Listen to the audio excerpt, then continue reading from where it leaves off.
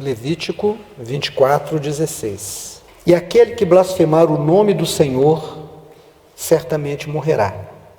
Toda a congregação certamente o apedrejará, assim o estrangeiro como o natural. Blasfemando do nome do Senhor, será morto. Amém. Vá, por favor, para Mateus 12, 30 a 32. Agora vamos ler 3 referências no Novo Testamento. Mateus 12, 30.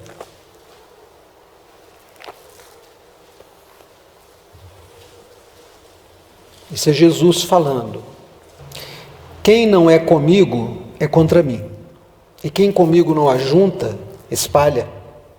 Portanto, eu vos digo que todo pecado e blasfêmia se perdoará aos homens, mas a blasfêmia contra o Espírito não será perdoada aos homens. E se qualquer disser alguma palavra contra o Filho do Homem, ser-lhe-á perdoada. Mas se alguém falar contra o Espírito Santo, não lhe será perdoado, nem neste século, nem no futuro. Por favor, vá agora para João capítulo 10, verso 14. Eu sou o bom pastor e conheço as minhas ovelhas, e das minhas ovelhas sou conhecido. Assim como o Pai me conhece a mim, também eu conheço o Pai e dou a minha vida pelas ovelhas.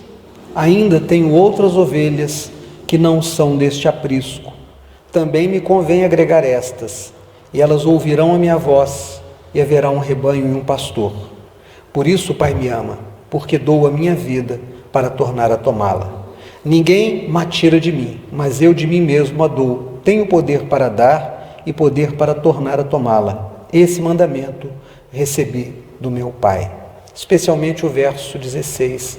Ainda tenho outras ovelhas que não são deste aprisco. Também me convém agregar estas. E por último, 2 Pedro, capítulo 3, 10 e 11. Mas o dia do Senhor virá como ladrão de noite, no qual os céus passarão com grande estrondo, e os elementos ardendo, pegando fogo, se desfarão, e a terra e as obras que nela há se queimarão. Havendo, pois, de perecer todas estas coisas, que pessoas vos convencerem santo trato e piedade. Verso 11. Havendo, pois, de perecer todas estas coisas, que pessoas vos convém ser em santo trato e piedade. Amém. São esses 4 versículos. Irmãos, especialmente eu quero trabalhar a partir do verso de Mateus, do capítulo 12, em que nós encontramos Jesus falando que aquele que blasfemar, algumas traduções vai usar essa expressão, blasfemar, a minha usa, aquele que blasfemar contra o Espírito não será perdoado nem neste mundo, nem no mundo vindouro. E nós lemos que na lei de Moisés, lá atrás, está escrito, e já estava escrito para aqueles dias, que se alguém blasfemasse do nome do Senhor, que fosse apedrejado pela congregação até a morte. A palavra blasfemar significa insultar uma divindade ou alguém muito importante. Então, qualquer pessoa que lá no Antigo Testamento, que lá naqueles dias, debaixo da lei, falasse contra o Deus de Israel, ele deveria ser apedrejado até a morte. Deveria existir um respeito muito grande, um temor muito grande sobre a sacralidade do nome de Deus. Tanto que o mandamento que vai embasar toda a lei dizia: não tomarás o nome do Senhor teu Deus em vão, não vai usar à toa o nome do Senhor. E esse mandamento e essa advertência quanto ao apedrejamento fez com que estas pessoas não pronunciassem nunca o nome de Deus. Eu não sei se você sabe, mas o hebraico antigo, ele não tem vogais. Você sabe o que é uma vogal. A vogal faz parte daquele conjunto de 5 letras no nosso alfabeto, A, E, I, O, U, com as quais nós conseguimos formar sílabas. Imagine você falar o seu nome, imagine aí na sua cabeça, não precisa falar alto, mas imagine você falar o seu nome tirando as vogais. Como é que eu diria Ademir, tirando o A, o E e o I? Só o D, M, R. Não tem como. Mas eles conseguiam. A língua deles comporta esse tipo de signo e esse tipo de entendimento. Mas, como eles não falavam o nome do Senhor por temor para não que fosse tomado em vão, e escreviam apenas com consoantes, aqueles que vieram depois fazendo as traduções perderam o som. Ninguém sabe exatamente como é a vocalização do nome do Deus de Israel. É claro que tentaram depois colocar alguns sinais, tentaram trazer, e aí veio Jeová, Iavé, Elohim, criaram, outras interpretações a partir de outras declarações, mas esse nome no tetragrama, naquelas 4 letras, é um idioma que você escreve da direita para a esquerda, diferente do nosso que é da esquerda para a direita, ninguém sabe. Tamanho temor que eles tinham desse nome. Mais tarde, quando Jesus é acusado de expulsar demônios por Beelzebu, porque foi o que embasou o texto de Mateus, Jesus havia expulsado alguns demônios, e aqueles sacerdotes, aqueles religiosos que estavam incomodados com a teologia de Jesus, que estava no meio do povo, diferente da teologia deles, que estava entre eles e considerava o povo inferior, Jesus vem como mestre do meio do povo, falando ao povo, na linguagem do povo, e Jesus fazia milagres extraordinários, e entre esses milagres, Jesus expulsava demônios. Jesus descortinou o mundo espiritual e mostrou que existem entidades que visitam a Terra, outras estão presas na nossa atmosfera, que interferem na vida dos homens, interferem na política dos homens, interferem em todas as áreas da existência humana, desde um relacionamento conjugal até a guerra entre nações. Jesus os expõe, como Paulo diz, a vergonha, e sobre eles triunfa. E o triunfo de Jesus é manifesto muitas vezes quando Jesus expulsa e diz: sai desse homem, sai dessa mulher, e aquele espírito sai. Os sacerdotes que não tinham esse poder porque não tinham vida com Deus, mas eram, como Jesus os chamou, sepulturas caiadas, e você sabe o que é uma sepultura? Sepultura é aquele lugar onde você coloca um morto, o morto vai apodrecer naquela sepultura, e às vezes por cima da sepultura alguém vem e constrói algo muito bonito. Jesus havia dito que eles eram como sepulturas caiadas. Alguém vinha e colocava cal para ficar bem limpinho, bem branquinho, mas o que estava dentro da sepultura era podridão. Jesus disse deles: vocês são como sepulturas caiadas. A religiosidade de vocês é uma religiosidade aparente, é uma religiosidade bonita, vocês têm um linguajar, vocês têm roupas especiais, vocês têm dias de festas, vocês têm toda uma sacralidade na vida de vocês, mas por dentro vocês são podres. Vocês carregam a morte com vocês, a sua e a de muitos que vocês patrocinam e agenciam.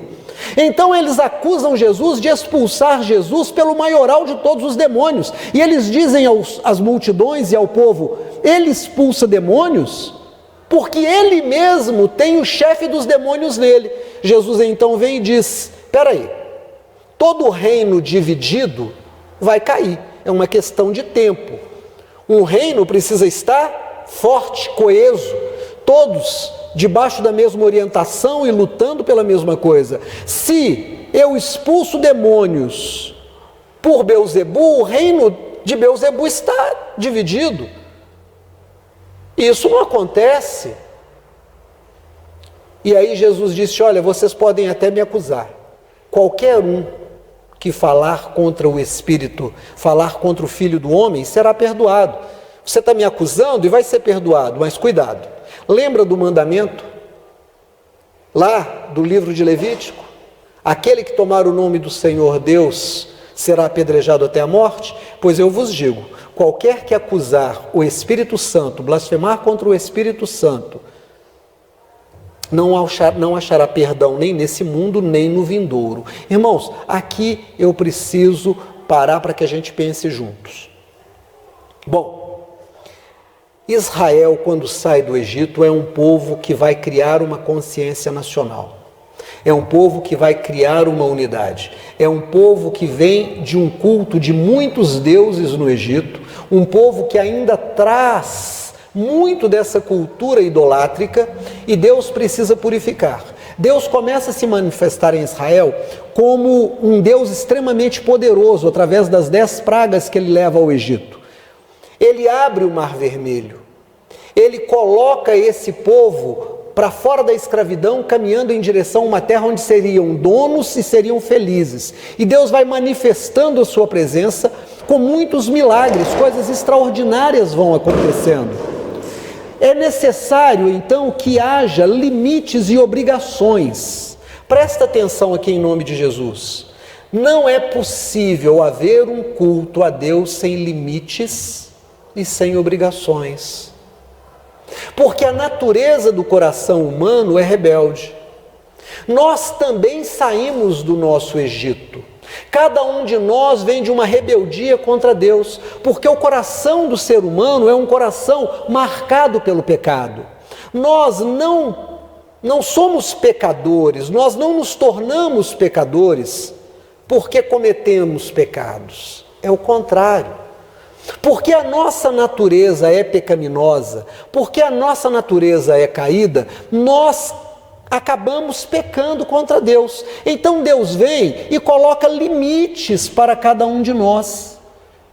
Deus coloca limites e Deus dá os seus mandamentos. Mas não adianta haver um limite, um mandamento, se não houver uma sanção, se não houver um castigo. Não basta apenas dizer não faça. No caso da transgressão, é necessário que aconteça o castigo, para que a pessoa aprenda e aqueles que estão testemunhando tenham temor no seu coração. Assim o castigo, assim a repreensão que Deus traz ao seu povo, visa fazer com que esse povo não se distancie dele e não esteja de novo no caminho do pecado de onde eles vieram.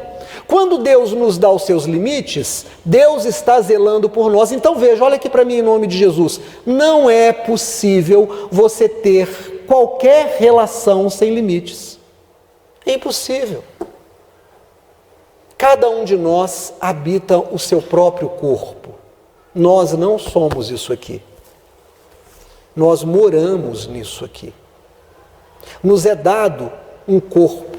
A cada um de nós é dado um corpo, mas nós temos limites para com esses corpos que nos são dados. Você não pode comer tudo o que você quer, você não pode comer a quantidade que você acha que deve, você não pode comer só o que você gosta, você não pode ficar na ociosidade e dizer eu não gosto de fazer exercício, mesmo que não goste, tem que fazer.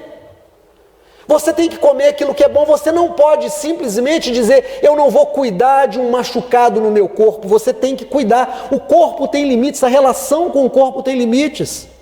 Você tem limites na relação com o outro.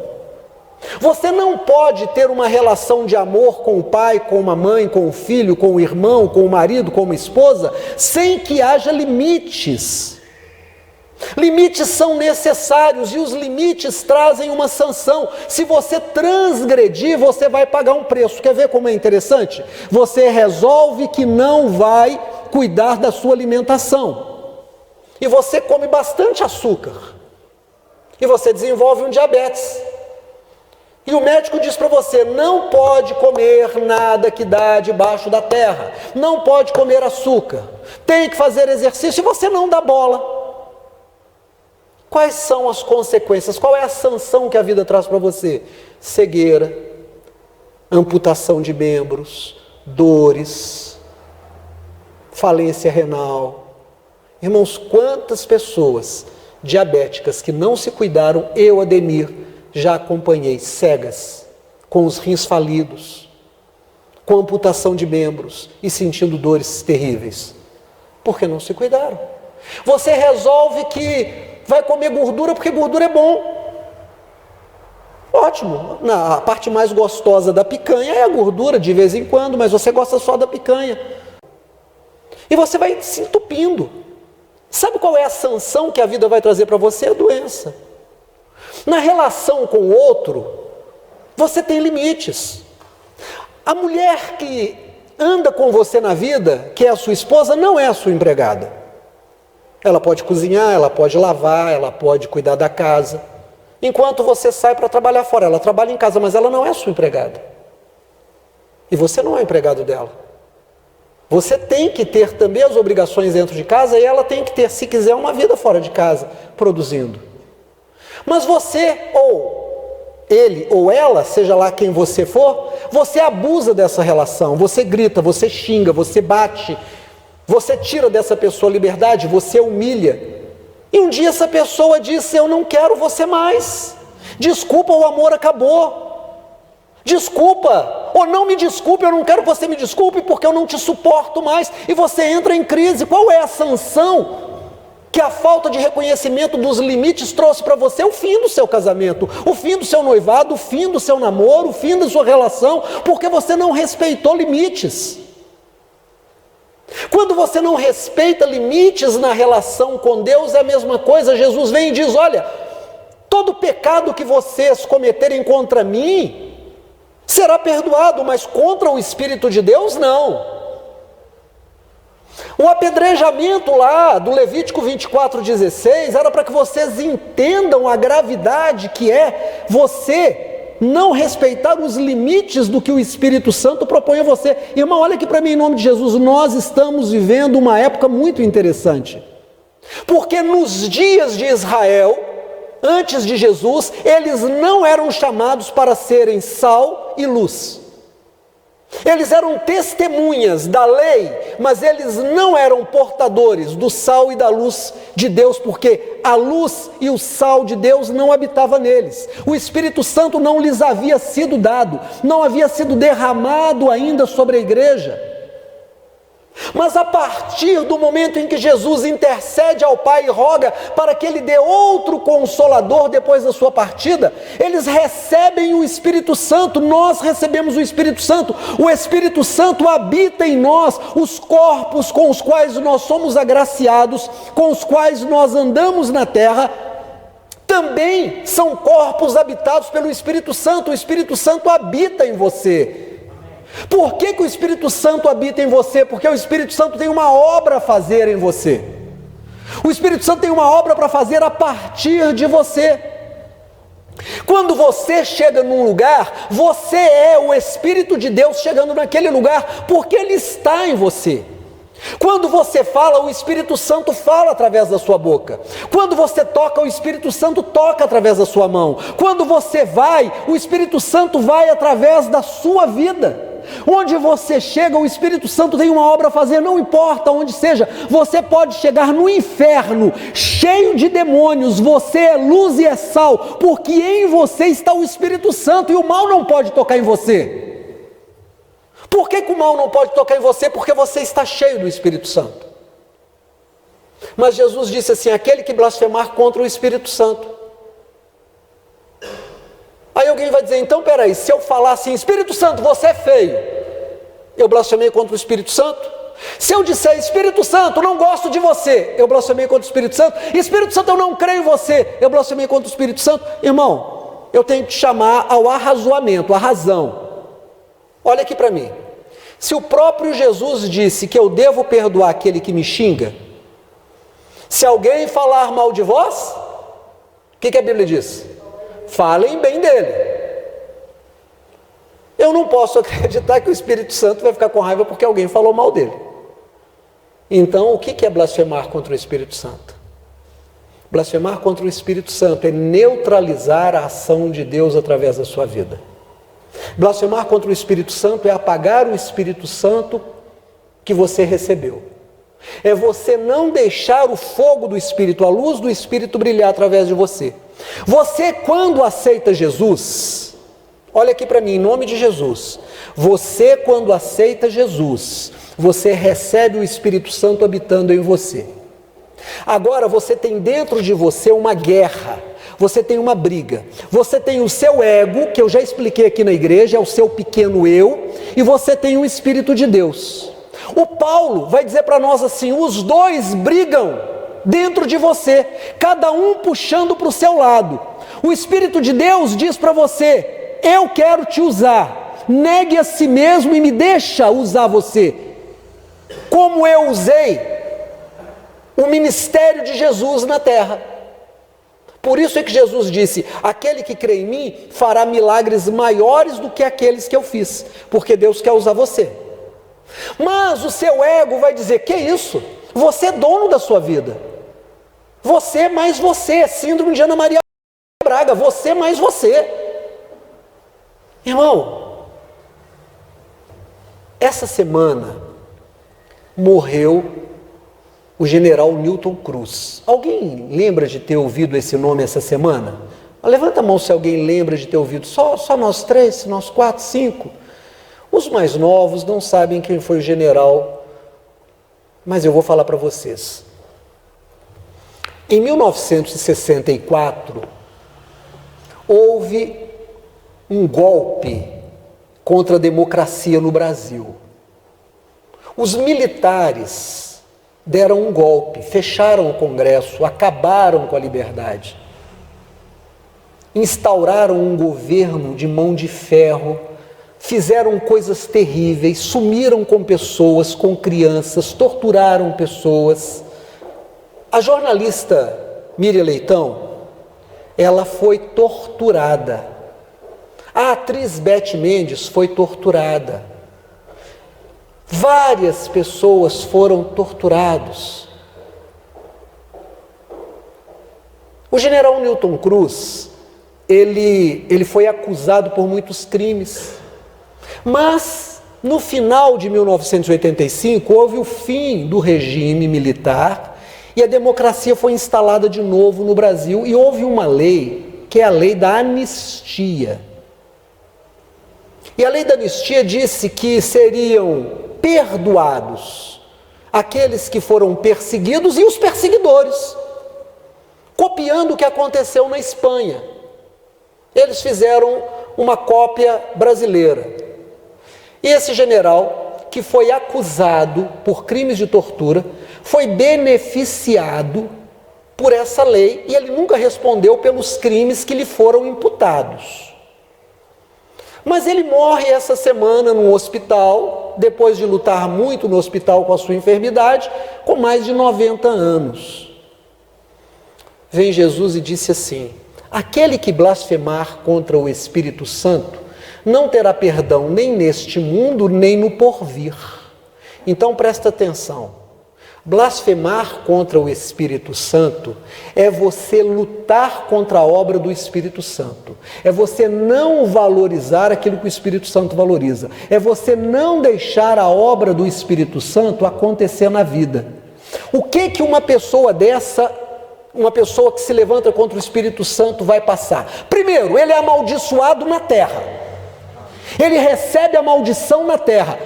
O Espírito Santo se apaga nele, o Espírito Santo se extingue nele. A Bíblia diz: não extingais o Espírito Santo com o qual fostes selados. Mas alguém que também não recebeu o Espírito pode lutar contra o Espírito. Qual é a obra do Espírito Santo? A obra do Espírito Santo é valorizar o próximo. Hoje eu perguntei na escola dominical qual o primeiro mandamento, e aí aquele respondeu: amar o próximo como a ti mesmo. Sim, esse é o Espírito de Deus.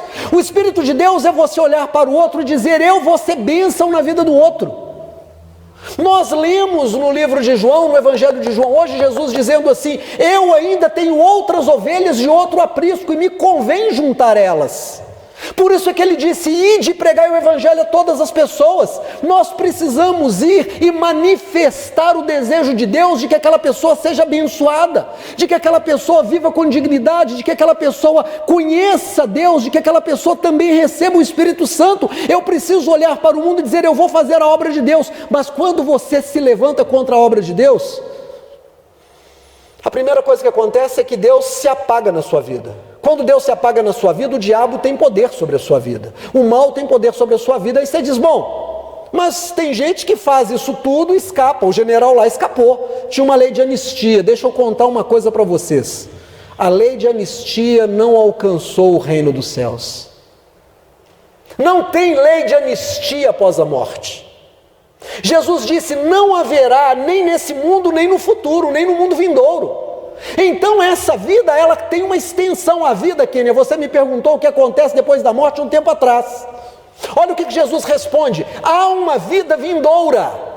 O fato desse meu corpo físico, material, ficar para trás, porque ele foi desgastado pelo tempo, foi desgastado pelo acidente, foi desgastado por um crime, não significa que a vida acabou. Há uma extensão da vida do outro lado e nós continuaremos pagando aquilo que nós fizemos aqui do outro lado. Aí vem o nosso irmão Pedro, e nós lemos também isso no capítulo 3, e diz assim, ele diz, olha, o final dos tempos vai ser marcado por explosões no céu, com bolas de fogo caindo e alcançando a terra e destruindo tudo que vai acontecer na terra. Dizem os cientistas que isso pode ser fenômenos astronômicos, podem ser também guerras. Quando você olha as imagens de guerra, você vê aquelas bolas de fogo caindo do céu na terra e destrói tudo. Mas eu não quero me deter no verso 10 do capítulo 3 de 2 Pedro, eu quero me deter no verso 11. No verso 11 ele diz assim, sabedores dessas coisas, que tipo de vida a gente tem que viver? Meu irmão, minha irmã, presta atenção em nome de Jesus, se você sabe que aquele que não dá lugar à obra de Deus, aquele que põe o seu ego em primeiro lugar, vai pagar, será amaldiçoado nesse mundo e no outro, que tipo de vida você deve viver? Você olha para você no espelho e talvez diga, mas eu sou muito forte, olha como eu sou forte. O homem forte fica tão fraco, eu tenho falado isso aqui. Quanto maior o coqueiro, vocês conhecem esse ditado? Quanto maior o coqueiro, maior o tombo do coqueiro. Você derruba o coqueiro, maior é o tombo do coqueiro. Quanto mais forte é o homem, mais difícil é a velhice, mais pesado é o corpo. Essa parte pesa para frente, tem que usar bengala, andador. Quando você se assustar, tem alguém te colocando fralda. Você gosta de gritar? Você briga? Você fala alto? Você impõe a sua vontade? Seja homem ou seja mulher? Deixa eu te contar uma coisa. Primeira coisa que vai acontecer, você vai ficar sozinho na vida. Ninguém aguenta gente assim. Se você tem isso, deixa o Espírito Santo domar o seu temperamento. Ninguém aguenta gente brigona. Enquanto você é forte, você grita, oh, é um leão. As pessoas se assustam. Mas tem um dia que você dá um grito e alguém olha para você e diz assim, não tenho mais medo de você não. Tem um dia que você levanta a mão para bater e a pessoa que apanhava segura sua mão no ar e diz, o que é? Vai me bater? E te joga para o lado. Tem um dia que a pessoa que gritou, que brigou, diz, oh, me acode, eu caí. E alguém lá no quintal diz, dane-se. Você fica sozinho. Você rompeu limites e a sanção vem. Você é muito rico, muito poderoso, você se impõe sobre os outros, você é orgulhoso, você tira vantagem dos outros, você dá o golpe, você surrupia, você tira dinheiro, você tira os bens, você tira as oportunidades. As pessoas um dia vão olhar para você e dizer, eu não quero ficar perto dela. Você rompeu limites. A maldição vem contra a sua vida e não para só nessa vida, porque do outro lado você ainda vai levar isso. Jesus disse, quem blasfemar contra o Espírito vai pagar do outro lado. Você blasfema do Espírito quando você não faz a obra de Deus. A obra de Deus é essa, que você leve o Espírito dele às outras pessoas, que você pense nos encarcerados, que você pense nos doentes, que você pense nos famintos. Essa é a semana da Páscoa, não é? Semana da Páscoa é um negócio legal. Pastora Nízia me perguntou, pastor, nós vamos fazer a Páscoa? Eu falei, Nízia, nós estamos com dois problemas. Nós temos um feriado, eu acho que muita gente vai viajar, e na outra semana nós temos feriado de novo. É possível que muita gente que viajou dessa vez não viaje semana que vem, mas é possível que viaje. Mas eu estava olhando as fotos hoje do trabalho que nós fizemos esse mês, e eu estava pensando, nós já comemoramos a nossa Páscoa. E ele, tomando o pão, partiu e disse, esse é o meu corpo, é a cerimônia da Páscoa. Mas nós fizemos isso na rua. Nós levamos o pão, nós levamos o vinho no café com leite, no Nescau, na fruta, na manteiga. Nós abrimos o espaço e dissemos para aquelas pessoas: fiquem aqui conosco. Eu conversava com um moço e ele disse para mim no final da conversa, quando eu disse para ele: bom, agora eu preciso conversar com o outro ali, depois de uns 40 minutos, ele falou assim: eu não queria conversar. E deu uma risada. Ele não queria, você estava junto na hora? Eu não queria conversar. E ficou 40 minutos conversando. Sabe por quê, irmãos? Porque nós levamos a Páscoa para essas pessoas. Enquanto a Páscoa for só para nós, a gente fizer um clube e achar que a gente é muito bom, mas continuar gritando, brigando, dando prejuízo para os outros, enquanto a gente continuar atraindo uns aos outros, enquanto a gente continuar com raiva, enquanto a gente continuar fazendo do nosso casamento um inferno, enquanto a gente mantiver aceso o ciúme, enquanto a gente fizer a inveja a nossa forma de viver, enquanto a gente der lugar à nossa raiva, essa ceia não é a ceia do Espírito Santo. Em Oséias 6,6 vai dizer: acaso o sacrifício que eu quero não é que vocês rompam as amarras da iniquidade? Não é que vocês se tornem pessoas boas e que vocês levem a bondade aos outros? Tivemos uma escola dominical muito interessante hoje. Eu tentei sintetizar muitos princípios de política, economia, sociologia, para que a gente possa entender a caminhada de Israel na Bíblia. Porque Israel é um modelo social para que nós possamos ler o mundo, para que nós possamos nos encontrar nele. E aí vem o irmão Pedro e diz assim: se nós sabemos que todas essas coisas vão passar, que tipo de vida nós devemos viver? Olha, é Páscoa. A Páscoa começa no Egito, quando eles saíram da escravidão para uma terra que lhes seria dada, mas a terra nunca seria deles. Olha aqui para mim em nome de Jesus. Eles saíram da escravidão para uma terra que lhes seria dada, mas a terra nunca seria deles. A terra sempre seria e é do Senhor Deus. Tudo que você tem te é emprestado. Por favor, presta atenção nisso, nessa Páscoa. Você hoje, como Israel naqueles dias, não tem nada. Você tem emprestada a roupa que você usa. Dentro de uns dias, alguém vai pegar sua roupa no guarda-roupa e vai dizer assim: tem serventia para alguém? Porque você já não vai mais estar aqui. O seu relógio não vai mais servir no seu braço, porque você não terá mais braço. A sua casa, que outro morou antes de você, vai ser habitada por outra pessoa. O seu carro, que você usa hoje, ou vai ser vendido, outra pessoa vai usar. A pessoa que você chama de filho vai ficar com você uns anos. A pessoa que você chama de amor vai ficar com você só um tempo. Tudo te é emprestado. Tudo te é emprestado. Por que então nós nos tornamos pessoas que não damos lugar a Deus? Por que nós nos afastamos de Deus? Por que é tão difícil sermos fiéis ao Senhor e dizermos: Espírito Santo, me usa? Espírito Santo, eu quero fazer a tua obra, eu quero estar na tua casa, eu quero estar no hospital, eu quero estar na rua, eu quero falar do teu amor em todos os lugares. E eu quero ajudar as pessoas a viverem cada vez mais vidas melhores. Por que é difícil, irmão? Porque o nosso ego toma o lugar e nos engana. E diz assim: você é dono dessa roupa, você é dono desse relógio, você é dono desse carro, você é dono, você é muito você. Olha como você pode ser orgulhoso de você.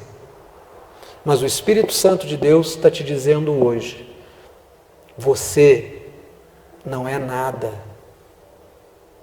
Me deixa te usar, eu só quero usar você. Se ponha no centro da minha vontade, porque eu vou usar você. Amém, irmãos? Vamos ficar de pé em nome de Jesus?